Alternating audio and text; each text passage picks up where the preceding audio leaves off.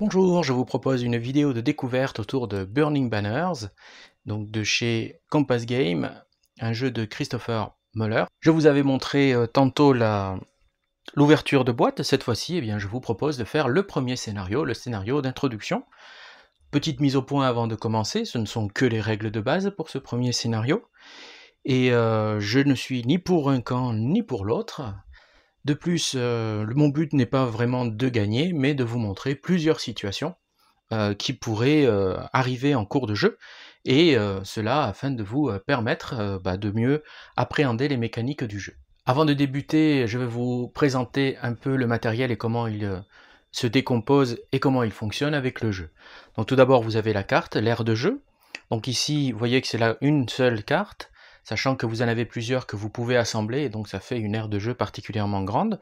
Donc là, ce petit scénario, il ne propose que cette aire-là, voilà, ici. Vous avez, je reviendrai sur la carte après, vous avez ensuite ici différentes pistes qui nous permettent de suivre le jeu. Tout d'abord, la piste des saisons, avec donc les saisons ici, on a 3 années.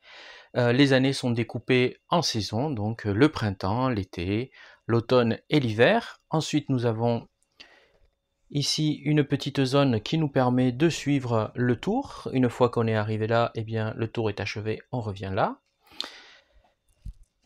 Après, vous avez une piste sur les revenus que vous allez toucher. Donc, alors je les remettrai comme il faut après. Donc soit 0, soit 1, soit 2, ou soit 4, selon donc le royaume que vous représentez. Vous les toucherez en début de phase, lorsqu'on appelle la phase de donc income, la phase des revenus. Ensuite, vous avez ici les forces en présence. Donc d'abord Furland. Bon, excusez-moi pour mon accent. Avec les soldats que vous avez, les armées pardon, que vous avez représentées. On va prendre un pion pour le regarder de plus près. Comme vous pouvez le constater, vous avez différentes informations. Donc d'abord ici, le petit 3, c'est le coût, c'est ce qu'il va vous coûter.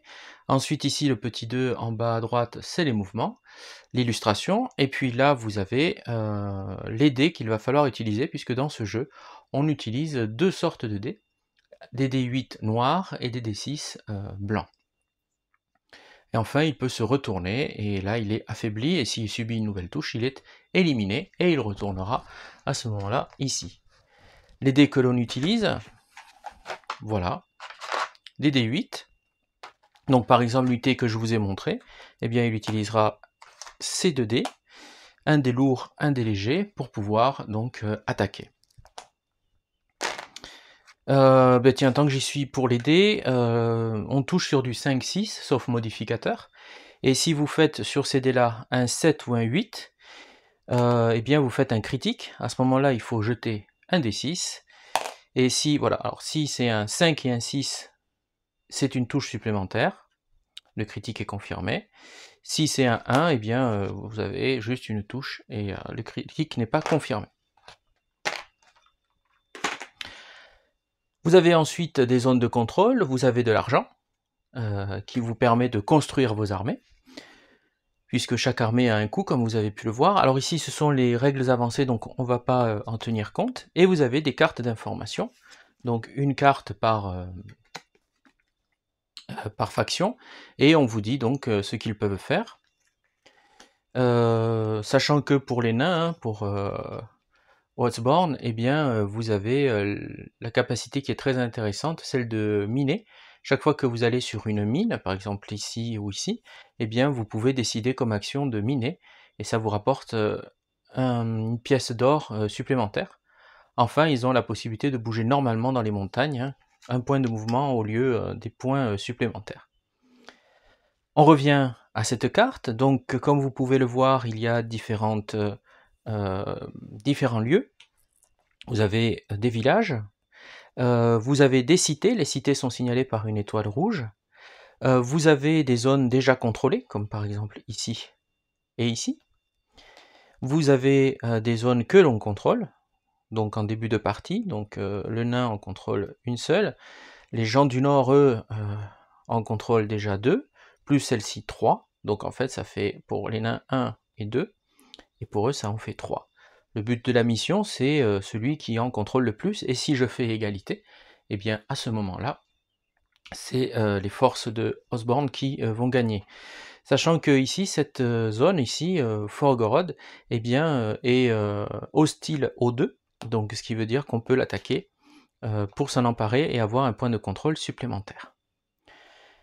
Évidemment, comme pour tout jeu, alors je vais m'adresser à ceux qui ne connaissent absolument pas tout ce qui est wargame ou déplacement. Donc vous avez des zones à hexagone, et chaque fois que vous vous déplacez, vous dépensez un certain nombre de points. Lorsque vous vous déplacez comme ça, ce qu'on appelle dans l'ouvert, hein, parce qu'il n'y a rien, à part quelques petits dessins, par exemple une petite licorne, mais ça n'apporte rien du tout, eh bien vous pouvez vous déplacer pour un point, donc ça va faire 1, 2, 3. Par la route, c'est un point, 1, 2, 3, mais si vous suivez toute la route, eh bien vous avez un point supplémentaire. Pareil pour ici, pour traverser les fleuves. Donc ici vous avez une zone côtière, lorsqu'elle est vraiment le trait très gras comme ça. Ça nous permet de faire des voyages côtiers, donc ça j'essaierai de vous en montrer un, juste pour vous montrer comment ça fonctionne, même si stratégiquement ça va servir à rien. Et vous avez ici donc, pour traverser la rivière, besoin d'un certain nombre de points qui vont venir s'ajouter à votre... Enfin, qui va venir pénaliser votre capacité de mouvement. Heureusement, il y a des ponts, et les ponts, eh bien, cela efface les handicaps de mouvement. Donc voilà, pareil pour les montagnes, ça coûte un certain nombre de points, et il faut donc en dépenser plus que parfois vous en avez, donc vous ne pouvez vous déplacer que très lentement. Sauf bien sûr pour le nain, puisque pour lui ça coûte 1, comme si c'était juste une plaine normale. Alors je sais qu'on va me poser la question, mais il est en anglais. Alors oui, il est en anglais, mais vous avez des règles, une traduction des règles qui a été réalisée et que vous pouvez trouver sur BGG. Voilà, elle est très bien faite, elle est vraiment fidèle. Je vous la recommande. Je n'ai pas le nom de l'auteur de la règle, si je le trouve, enfin le traducteur de la règle. Si je retrouve son nom, je le mettrai en commentaire pour le remercier. Si je ne trouve pas son nom, eh bien je le remercie par avance ici sur cette vidéo. Merci pour la traduction, elle est vraiment très très bien faite et très utile. Pour jouer dans de bonnes conditions, on a aussi ici une aide de jeu. Donc là, tout ce qui concerne le combat. Ensuite, la séquence du tour. Donc c'est ce qu'on va suivre au fur et à mesure. Ensuite, les différentes actions payantes, hein, celles qui vous coûtent. Hein, vous allez, une fois que vous faites une action, eh bien, vous renversez votre pion qui indique qu'il est usé, et donc il ne pourra pas faire d'autres actions. Et vous avez aussi des actions gratuites, où le pion, même usé, peut réaliser une action. Par exemple, poser un contrôle, un marqueur de contrôle, c'est une action gratuite. On peut faire aussi un mouvement, hein, comme je vous l'ai dit ici, on peut faire des mouvements à bord d'un bateau, lorsqu'il y a des lignes comme ça, littorales très épaisses. Eh bien, ça c'est un mouvement gratuit, vous pouvez. Voilà, ensuite on a les effets de terrain, donc qui nous donnent les pénalités, ou au contraire les bonus lorsqu'on est en défense. Par exemple, ici sur les plaines, eh bien, un point de mouvement, ça n'apporte rien en défense. Si vous êtes sur un pont, ou bien si vous êtes voilà, dans la forêt, dans la montagne, dans les marais, normalement c'est un point pour y entrer, en plus du point que vous devez utiliser normalement. Donc ça vous fait 2 points pour entrer en montagne, sauf les nains, 1 point. Pareil pour la forêt, pareil pour les marais, et ainsi de suite. Nous allons donc jouer le premier scénario, qui est le scénario d'introduction, qui est ici. Voilà, et qui nous permet donc d'utiliser les règles de base. Il a été prévu pour les règles de base, il est très court au niveau du temps, puisqu'il ne fait qu'une année, et donc 3 saisons, on ne comptera pas l'hiver. On nous donne toutes les informations nécessaires pour jouer, donc 2 joueurs, qui est celui qui fait acte d'invasion et qui va résister. L'ordre du tour, donc là vous devez le placer comme je l'ai fait là, d'accord? D'abord les nains, ensuite les hommes du Nord, enfin les gens du Nord. La carte que vous devez utiliser, donc elle a un titre, The Wildland, excusez-moi. Vous avez ensuite ici qui commence, enfin le setup, donc qui va la mise en place, c'est donc Osborne qui va se placer en premier. On nous dit qu'il a 2 points de trésor, un d'or à chaque début de tour. Pour commencer, il a 6 pièces d'or pour pouvoir construire sa mise en place. Et il n'a qu'un seul contrôle, Shade Veil, en plus bien sûr de celui-ci. Hein. Quand celui-là est marqué, c'est un contrôle, il vous appartient. Donc vous pouvez mettre une unité dessus. Et en plus, il a celui-là. Et ensuite va venir donc la mise en place de l'ennemi qui est là. Donc il va commencer avec 4, lui il est particulièrement riche. Et il a 15 pièces d'or, donc ici ça va être une très grosse armée d'invasion. Il va falloir pour le nain user d'une stratégie particulière. À vous de la choisir. Moi, voilà, mon but n'est ni de perdre ni de gagner, mais juste de vous montrer des situations. On vous dit qu'il y a une règle spéciale. Les seuls qui peuvent être attaqués, les lieux qui peuvent être attaqués ou occupés. Donc Forgroth, qui est neutre, donc elle est hostile pour tout le monde. Zarinbar, Shadveil pour donc les nains, et puis pour Fjordland, vous avez donc celle que je vous ai montrée. Donc Barlas on the Lake, donc là, ici, hein, cette petite ville-là, celle-ci, Northhead, et puis Fartumd.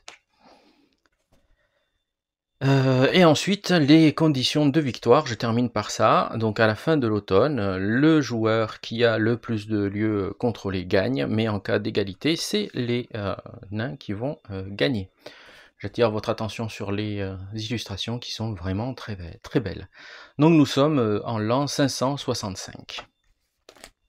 Nous allons débuter par la mise en place des nains. Donc on a 6 pièces d'or pour pouvoir construire notre armée. Ce qui coûte le moins, c'est les mineurs. Et les mineurs sont très intéressants parce qu'ils peuvent rapporter de l'argent. Donc il faut les placer de façon assez intelligente. Donc soit vous les placez sur le côté, soit vous les placez dessus. Donc ces unités que je vais placer, elles seront prêtes à jouer dès le début. Donc là, il y a 2 points de mouvement. Donc je vais le placer là. Donc lorsque mon tour viendra, je pourrai le déplacer de 1, 2 et faire une action de minage. Je vais essayer de faire la même chose là. Je ne peux pas le placer là parce qu'il y a plein de choses qui vont m'empêcher. Par contre, si je le place ici, eh bien ça sera la même chose. Je peux le placer là, ou là, ça va faire 1, 2. Je vais le placer ici. Ça me coûte donc 2 points. Il me reste 4 points, et je vais utiliser mes 4 points pour acheter une grosse unité, pour pouvoir défendre ici Zarinbar. Parce que l'autre, je suppose qu'il va se placer là. Voilà, j'en ai fini pour ma mise en place, je n'ai plus d'argent. C'est donc maintenant à Fjordland de se placer. Alors lui, il en a beaucoup, il en a 15. Donc les différentes unités, là je peux taper haut, hein, je peux taper par exemple sur celle-ci, les 6 Rivers, elles coûtent 3 points, elles sont intéressantes, je vais la placer ici, ça va en faire une. Donc ça fait 3, et 3 ça fait 6. Je vais prendre un Ranger, ça va faire 10, que je vais placer ici. Donc 10, il me reste 5 points. Je vais prendre un autre Sea River, et je vais le placer ici. Ou alors non, je peux le placer ici direct. Voilà. Personne va aller m'attaquer là-bas, donc je peux le placer ici. Donc ça nous fait 13, 14, 15, il nous manque 2. Je vais les garder, je ne suis pas obligé de tout dépenser. Je les garde pour le tour suivant. Voilà, la mise en place est terminée. On peut donc maintenant commencer la partie. Nous pouvons donc commencer le premier tour avec Osborne. Donc première phase, c'est la phase de Income. Donc on va prendre les 2 pièces d'or dont j'ai besoin. Voilà. Ensuite, je passe à la phase d'activation, pendant laquelle je peux me déplacer, pendant laquelle je peux faire des actions. Donc je vais bouger ici, ça va faire 1, 2, je tourne, je mine, ça me rapporte 1. Je vais faire la même chose avec celui-ci, 1, alors je vais faire 1, 2, 1, 2, je tourne, je mine. J'ai 4 points. que vais-je faire avec ces 4 pièces d'argent, enfin pièces d'or? Je vais acheter donc un Iron Legion qui me coûte 4, que je mets sur cette ville. Si je mets sur la ville, il est actif. Il peut, donc ce sur point de contrôle, il peut agir, il peut bouger, faire des actions. Si je le mets ici, eh bien, sauf lors de la mise en place, hein, mais là on n'est plus dans la mise en place, on est dans le jeu lui-même, donc si je le pose ici à côté, il est usé, il arrive de façon inactive, il faudra le réactiver le tour suivant. Donc le mieux c'est de le mettre là. J'ai dépensé mes 4 pièces d'or, je n'en ai plus pour ce tour-ci, et je vais faire mon action, je vais avancer, je vais faire 1, 2, et je vais attaquer cette place forte. Sachant que si je l'attaque, eh bien je vais pouvoir la piller, donc ça va me rapporter des sous, et je vais pouvoir aussi avancer d'une case supplémentaire mon apport d'or pour le tour suivant. Donc pour l'attaque, ici c'est une place fortifiée. Donc d'abord une place fortifiée, hop, elle a ici juste un dé. Ce village est inoccupé, il y a une garnison, donc la garnison c'est juste un dé. Il n'y a personne dedans. Ce n'est pas une cité, hein, les cités c'est rouge, donc c'est un village, donc un village c'est juste un dé léger. Lui, en attaque, il a 2 dés lourds, et celui-ci. Normalement, je touche sur du 5-6, mais comme le village est fortifié, je ne vais plus toucher que du 6 et au-delà. On va voir ce que ça donne. Alors, j'essaie de placer ma piste ici. Est-ce que vous la voyez? Oui, c'est pas mal. Même là, c'est bien là. Voilà. Alors, on va commencer par... je vais le pencher pour vous montrer qu'il a attaqué. Donc voilà, donc, on y va. Donc là, on cherche non pas du 5-6, mais du 6 et plus. 2 touches. Et il n'y a pas de critique. Alors j'espère que j'aurai des critiques pour vous montrer comment ça fonctionne. Hein. Pour l'instant, il n'y en a pas, donc pas de critique. Donc ici, s'il arrive à parer les 2 touches, il ne pourra pas, il va en parer qu'une seule, donc il sera forcément battu. Voilà, en plus c'est un 2, il ne part aucune touche, donc il est battu. Comme c'est un village, et comme je viens de le battre, eh bien je peux avancer directement. Si cela avait été une unité ici, je ne suis pas obligé d'avancer. Je peux, si elle est inoccupée, la case, mais je ne suis pas obligé. Là, je dois, c'est une obligation. Et comme action gratuite, eh bien, je place un contrôle. Je pille, j'ai donc droit, le pillage m'accorde 2 pièces d'or. Et j'avance ici. Je pourrais, si je le désire, utiliser ces 2 pièces d'or pour acheter 2 mineurs de plus et les placer.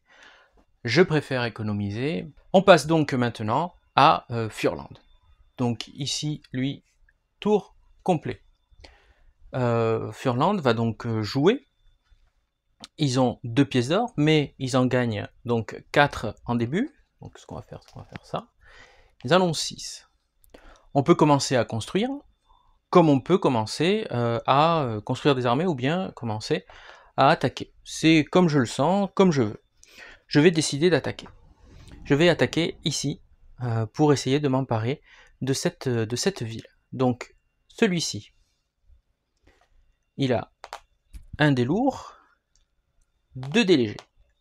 Lui en face, il a 2 dés lourds, 1 dé léger. Ici, ça ne m'apporte rien. Et ici, ça ne m'apporte rien non plus. On va donc lancer les dés, comme c'est lui qui commence. Allons-y. Donc là, on touche sur du 5-6. Il n'y a rien. C'est mauvais. Lui en défense, eh bien, il risque de faire mal. Alors s'il y a un critique, je vous montrerai comment ça fonctionne. Il n'y a pas de critique, par contre, il y a 2 touches. Il ne peut en contrer aucune. Voilà ce qui se passe. Donc lui, il est retourné une fois. Et comme il ne peut pas se retourner une deuxième fois, il est éliminé. Je peux, si je veux, avancer. Ce ne serait pas une bonne idée, parce qu'il pourrait attaquer ma... Donc lui, il retourne là-bas. Il pourrait attaquer ma ville, donc je reste là.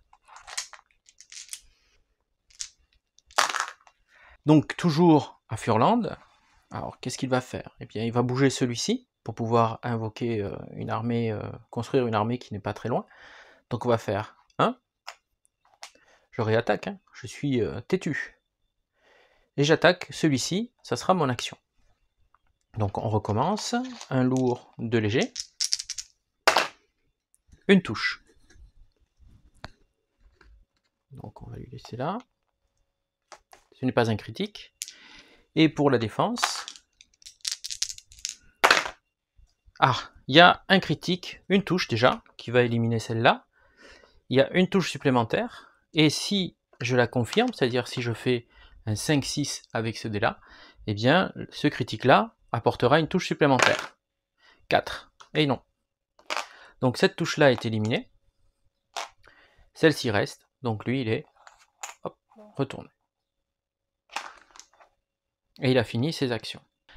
Lui, alors soit je m'entête, et ce serait logique, soit je vais ici pour l'empêcher. Alors, tant que je reste là, le nain ne peut pas construire d'armée sur cette zone, parce qu'elle est assiégée. Dès que vous avez en fait une unité ennemie autour de vous, vous ne pouvez pas construire, vous ne pouvez pas récupérer. Parce que lorsque vous êtes comme ça, il suffit de retourner chez vous, et vous pouvez faire une action de récupération et revenir à votre plein potentiel. Donc là, lui, c'est pas possible, donc je vais rester là, ce serait bien. Et vous me dites, pourquoi je ne vais pas aller là? Si je fais 1, 2, je l'assiège. Je n'ai pas besoin de l'attaquer, je pourrais, hein, mais bon, il est quand même assez fort. Donc 1, 2, pour l'empêcher de construire. Eh bien non, parce que dans une ville fortifiée côtière comme ceci, il en faut 2. Il faut 2 unités qui soient adjacentes à la ville pour pouvoir l'empêcher de construire des unités. Donc ce qui est un peu embêtant. Donc je pense que je vais venir là, et je vais attaquer une nouvelle fois. Je veux vraiment cette ville. Après je construirai mes armées. Donc on repart. Une touche. C'est pas terrible. Et lui donc en défense. Une touche, un critique. Donc c'est un 8. Et on va voir si... Ah, je vais transformer sans faire exprès. Donc c'était un 8. Et on va voir s'il le confirme. Un 5 et un 6. Non, raté. Donc une touche pour une touche, il ne se passe rien. Alors il me reste cette unité que je pourrais bouger. Et il me reste ensuite à construire des unités. Donc je vais en construire une ici. J'ai 6. Alors qu'est-ce qui pourrait être intéressant à 6? Soit je prends une Valkyrie qui vole, soit je prends un Berserk, qui sont vraiment assez impressionnants. Il coûte 6. Et comme il va arriver là, il va arriver actif, donc je pourrais l'envoyer là. 1, 2, 3. Pour attaquer celle-là. Ça c'est pas mal, c'est une bonne idée.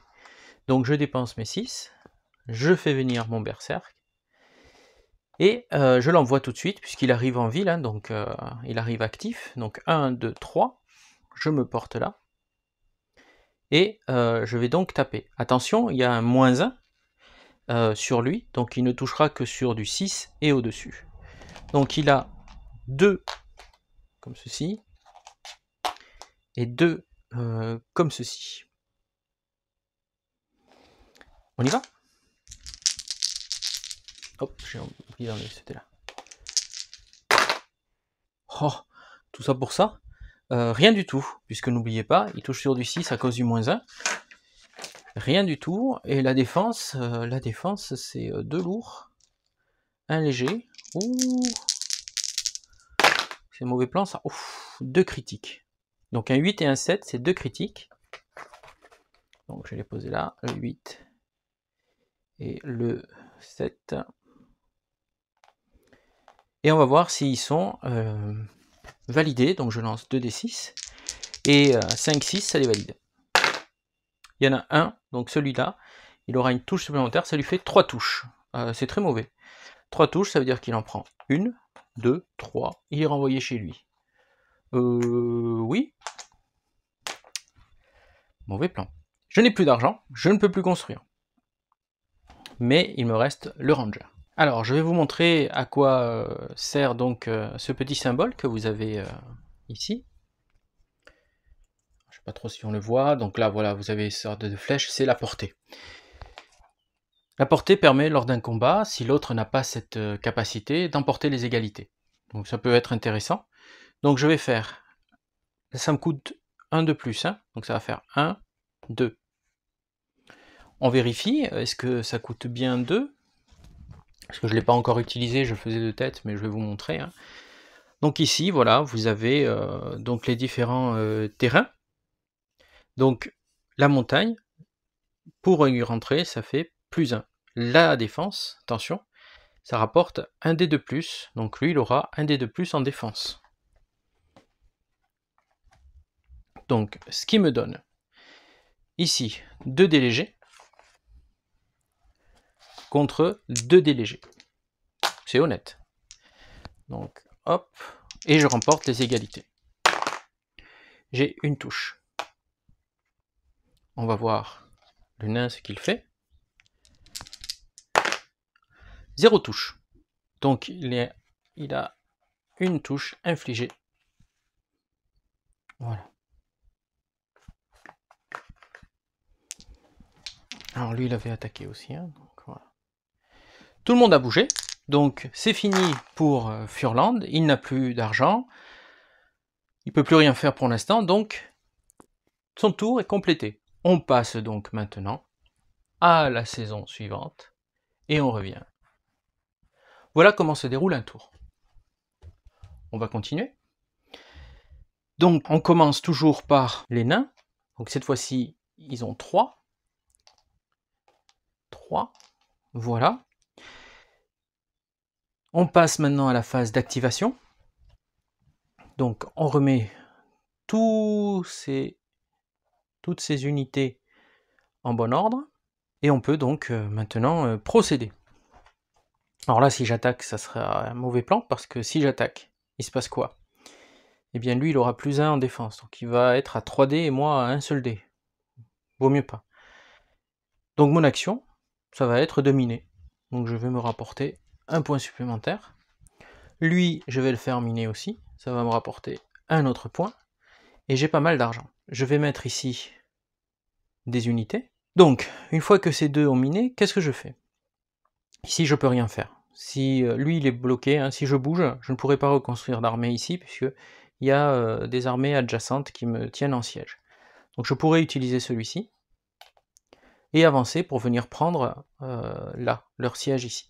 Faire le siège là. J'en ai pas assez parce que ça fait 1, 2. Par contre, je peux faire 1, 2 et venir l'attaquer par derrière. Ce qui serait intéressant. Donc ça va faire, je vais faire plutôt 1, 2. Là, j'ai 2 dés lourds, 1 dé léger. Je touche sur du 5, 6, donc il y a 2 touches. Voilà. Et lui, il a donc 1 dé lourd et 2 dés légers. Aucune touche. Il se prend donc 2 touches, une touche et 2. Il retourne là-bas. Je peux avancer si je peux, hein, si je veux. Donc je veux, j'avance. Voilà pour celui-ci. Je vais construire ici, et ici peut-être. Est-ce que je peux avancer 1, 2, 3. Il m'en faudrait un de 3 pour pouvoir avancer. Est-ce que j'ai quelqu'un qui a 3 en mouvement? Oui, j'ai un Dragon Slayer qui coûte 5. Je pourrais le mettre ici. 1, 2, 3, et je vais vous montrer sa capacité spéciale. Allez, je fais ça, même si c'est pas très intéressant. Donc il va me coûter 5. 1, 2, 3, 4, 5. Il m'en restera 2. Je vais voir ce que j'en fais après. Donc, celui-ci, une fois qu'il est arrivé, n'oubliez pas, quand il arrive sur la ville contrôlée, il arrive actif, donc 1, ça lui coûte 1 puisque c'est un montagnard, hein, c'est un nain, donc 1, enfin il fait partie des nains, donc 1, de Osborne, pardon, 2, 3, puisqu'il a 3 en mouvement, et il se retourne. Alors, sa capacité spéciale. Alors jusqu'ici, vous avez vu que j'ai lancé les dés, alors normalement c'est simultané, mais un après l'autre, et les dégâts sont simultanés. eh bien, cette capacité, qui est une sorte de petit éclair, juste là, eh bien, cette capacité permet de faire une attaque furtive. Cette attaque furtive, on va lancer les dés, mais c'est lui qui déclare une embuscade, hein, cette unité déclare une embuscade, et il va frapper le premier. Voilà, si la cible survit, et seulement si elle survit, elle peut riposter, sinon, elle riposte pas. Et n'oublions pas que lui, il peut remporter les égalités. Mais bon, là, on est en mode furtif. Et en mode furtif, eh bien, la portée ne s'applique pas. Donc on commence avec 2 dés lourds. Alors, 8-8. Donc 2 critiques, on va prendre ces deux-là, il faut faire 5 et 6. Voilà. Ils sont tous les deux confirmés. Alors lui, combien il a? Ben, il a rien parce que comme on est en embuscade, il ne pourra pas riposter. Donc en fait, il prend 1, 2, 3, 4 touches. Il est éliminé.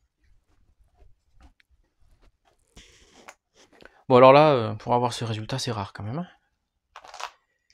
Il peut avancer, je peux avancer, ben j'avance. Je vois pas pourquoi je me gênerais.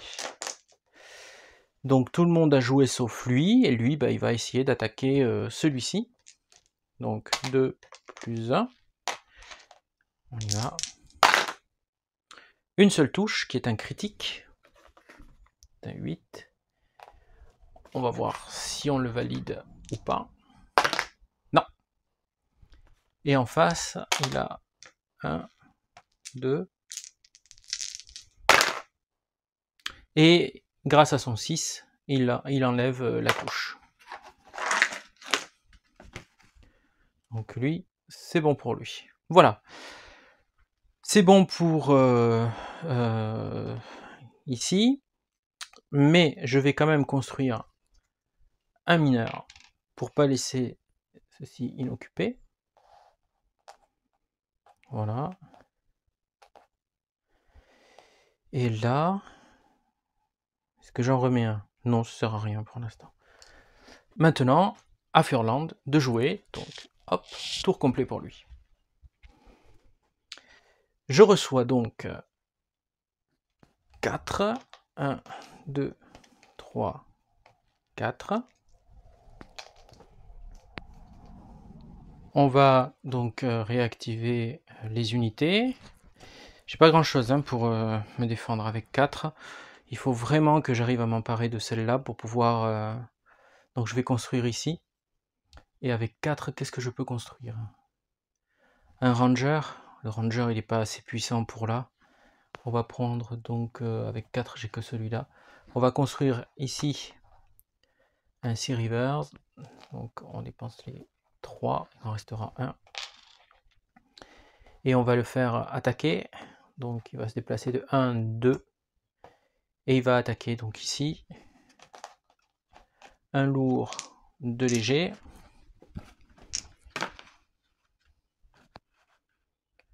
Voilà. Allons-y. Rien.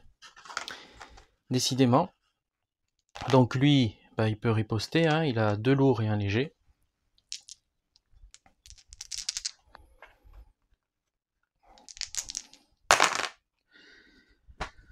Deux touches, puisqu'il touche sur du 5-6, donc lui est éliminé. Moi je pense que la partie va s'arrêter plutôt que prévu. Ensuite, bah, je n'ai plus rien, donc il reste lui. Donc je vais me retirer. Voilà, je vais venir ici. Le but étant ici de pouvoir récupérer, je voulais vous montrer comment ça fonctionne. En fait, je ne pourrais pas, mais je vais vous montrer pourquoi je ne peux pas. En fait, je recule. Donc je suis bien ici dans une zone de contrôle, j'ai bien une action que je peux faire, puisque je n'ai fait que bouger, et j'ai droit à une action, celle de récupérer. Et bien pour récupérer, je dois payer le coût ici, et le coût ici est de 2, il ne me reste plus que 1 or. Donc je ne peux pas récupérer, mais si j'avais eu 2 pièces d'or, eh bien je payais et je revenais à mon plein potentiel.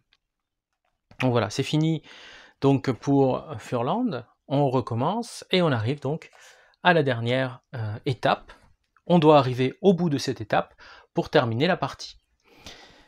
C'est donc à Osborne de jouer. Il gagne 3. 1, 2, 3. Pour l'instant, ils sont à égalité. 1, 2, 3. 1, 2, 3. Donc c'est eux qui gagnent. Eh bien, je vais mettre soit ici le paquet, soit aller m'emparer de là. Hein. Donc on réactive tout le monde.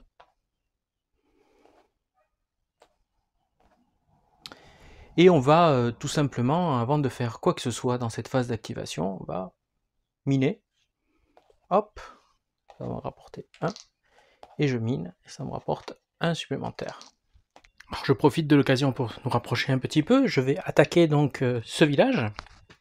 Donc j'ai 2 lourds. Et donc lui, il en a qu'un. Je pourrais déclencher mon pouvoir, qui est donc celui de faire une frappe. Mais le souci, rappelez-vous, lorsque l'on fait une frappe, même si on a voilà, même si on a ça, donc 2 réussites, ça ne compte que pour une seule touche. Par contre, si là on a le, voilà, si on arrive à valider celui-là, ça fait 2 touches. Donc, je vais faire sans mon pouvoir, je vais juste attaquer sans déclarer une embuscade. De toute façon, bon. Donc allons-y, on lance les 2 dés. Donc ça fait, on touche sur du 5-6. Voilà, il y a 2 touches. Et donc il ne pourra pas éviter l'autre. Voilà, ça fait un 2. Donc ici c'est perdu. Du coup, j'avance. Mon action gratuite, eh bien je prends un contrôle. Voilà. Maintenant, ici, je vais essayer de m'emparer de celui-là. Donc je vais faire 1. Je vais attaquer. Donc j'ai 2 plus 1. Un seul, c'est un critique. Donc une touche. Je vais essayer de la valider avec un 5-6. Raté. Là, il n'y a rien, il ne m'apporte rien de plus. Donc lui, il touche sur un lourd et voilà. Un lourd et 2 légers. Oh, il pourrait faire quelque chose quand même. Rien. Il n'empêche même pas la touche. Donc, éliminé. Ah, décidément, ma malchance au dé, elle est plus que légendaire. Hein. C'est devenu vraiment... Donc lui rentre. Voilà. Il enlève le contrôle. Il met un contrôle gratuitement. Et il passe à 4. Lui, il perd 1. Donc il passe à 3. Hein, puisque l'inverse est aussi vrai. Hein. Quand vous prenez le contrôle de quelqu'un d'autre, donc lui il est plus qu'à 2, hein, puisque ici j'ai perdu. Alors là j'ai pillé, j'ai gagné 2 or. Et là je pille, je gagne 2 or, ça fait donc du 4. Donc on va poser ça, voilà. Faut pas oublier de piller quand on arrive. Hein. Donc il reste que lui. Je peux essayer d'aller jusque là-bas pour 1, 2. Ouais, je vais faire ça. 1, 2. Je vais construire une armée ici. Alors qu'est-ce que je pourrais mettre qui marche très vite? Rien. Je pourrais même invoquer le géant si je voulais. Mais bon, on va quand même rester... Alors on va mettre là, Dragon Slayer, qui coûte 5 points. Donc voilà. Et je le fais déplacer... Zut, je me suis bloqué. Enfin, je peux passer par-dessus. Ah ben tiens, je vais vous montrer ça. Je peux passer par-dessus. L'empilement n'est pas autorisé, hein, mais du moment que je finis non empilé, ça fait 1, 2, 3. Hop. Voilà. Et je peux en reconstruire un autre. 1, 2, 3, 4, 5. J'en ai assez. Mais j'en ai plus.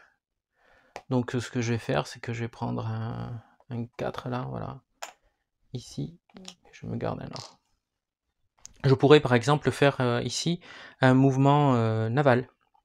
Hein, je peux prendre mon mineur et l'envoyer donc à partir de là. Faire un mouvement donc côtier, hein, un mouvement sur l'eau. 1, 2, 3, 4, 5, donc j'arriverai là par exemple. En fait, ça coûte un certain nombre de cases. Je vais le faire pour vous montrer ce que ça peut donner. Donc ça va servir strictement à rien, hein, c'est juste pour vous montrer. Donc je déclare un mouvement naval. Donc comme je suis dans un port, eh bien ça me donne 6 points de mouvement. Si j'avais été ici, donc on peut prendre n'importe quelle case ici, voilà, il n'y a pas de port, donc là ça me donne que 3 points de mouvement. Donc 6, donc ça va faire 1, 2, 3, 4, 5. Et puis je vais arriver là, ou alors je peux arriver là, je peux faire 1, 2, 3, donc voilà, comme je veux, ok.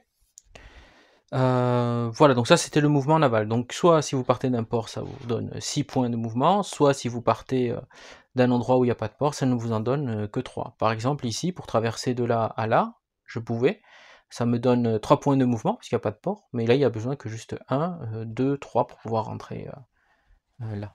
C'est terminé pour notre camarade Osborne, donc hop, on passe Furland, il ne reste plus grand chose, hein, et il va toucher 2 income. Et il peut acheter pas grand chose, hein. À 3 si, il peut. Allez, on va en racheter un. Voilà, on achète, ça me coûte 3.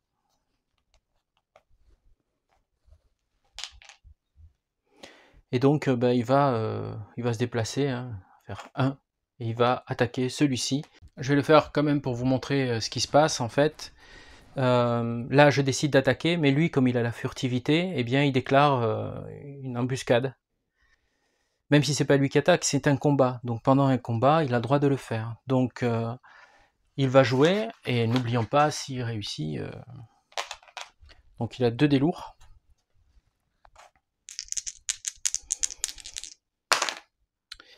Il fait une touche.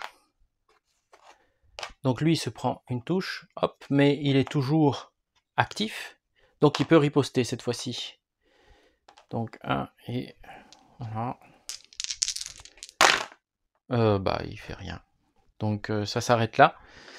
La partie s'arrête là, puisqu'on est à la fin, et donc est déclaré vainqueur de cette partie celui qui contrôle le plus, donc 1, 2, 3, 4, c'est Osborne qui a gagné. J'ai eu beaucoup de malchance au dé en jouant Furland. C'est vraiment dommage. Mais bon, après tout, ça fait partie aussi du jeu. Dernière précision, il n'y a pas de mode en solitaire proprement dit. Vous avez vu que j'ai joué les deux camps, et bien c'est comme ça qu'on joue en solitaire pour la partie. Évidemment, lorsque on utilise les règles avancées, il y a un peu plus de temps passé en jeu. Il y a des cartes à utiliser, il y a la magie, voilà, il y a toutes sortes de choses qui viennent en plus, et qui viennent apporter un piment supplémentaire. Donc quand on joue en solitaire, avec les règles avancées, évidemment le jeu est beaucoup plus intéressant dans le sens où il prend plus d'ampleur et plus de temps. Et on joue évidemment chaque camp. Hein, on joue les camps adverses comme le camp qu'on contrôle, et on essaye de le faire au mieux possible. Alors un petit avis très rapide, j'ai bien aimé, vraiment bien aimé, j'ai un petit coup de foudre pour ce jeu. C'est pour ça d'ailleurs que j'ai un peu chamboulé ma ligne de... Comment dire, je devais normalement présenter autre chose lors de cette séance vidéo. Mais j'ai choisi de le faire parce que, ma foi, c'est un jeu qui est vraiment intéressant. C'est en plein dans ce que je recherche, wargame, fantasy, les illustrations sont superbes, la mécanique du jeu est vraiment fluide. J'ai fait une partie avec les règles avancées, ça prend beaucoup plus de temps, mais après tout, je joue en solitaire, donc je peux laisser, j'ai une pièce dédiée ici, donc je peux laisser le jeu en place et jouer lentement, en profitant et en ayant vraiment une narration dans le jeu. Il y a vraiment il y a une histoire qui se construit petit à petit. On s'attache donc à ces héros aussi lorsqu'ils arrivent. Bon, voilà, ce genre de choses. À mes yeux, c'est un jeu à mi-chemin entre du roleplay, du jeu de rôle et du wargame, et aussi du jeu de plateau. Ça rencontre donc les 3 composantes de ce que j'aime bien. Donc pour moi, il coche toutes les cases et c'est donc un jeu que je pense avoir souvent sur ma table, même si je ne vais pas le filmer tout le temps. Je choisirai peut-être un peu plus tard dans l'année de vous filmer une partie avec les règles avancées. Voilà, donc je vous remercie de m'avoir suivi donc sur Burning Banners, donc cette partie d'introduction au jeu de Christophe Mullers. Merci Christopher Mullers, votre jeu est vraiment très réussi. Et merci à Compass Game de l'avoir édité. Vraiment, vraiment très très intéressant. Merci de m'avoir suivi, merci pour vos likes, merci pour vos commentaires. N'hésitez pas à vous abonner, hein, les abonnements, les commentaires, les likes, eh bien ça fait vivre la chaîne et puis ma foi, ça me motive aussi. Je vous donne rendez-vous dans une prochaine vidéo et puis d'ici là, je vous dis bon jeu.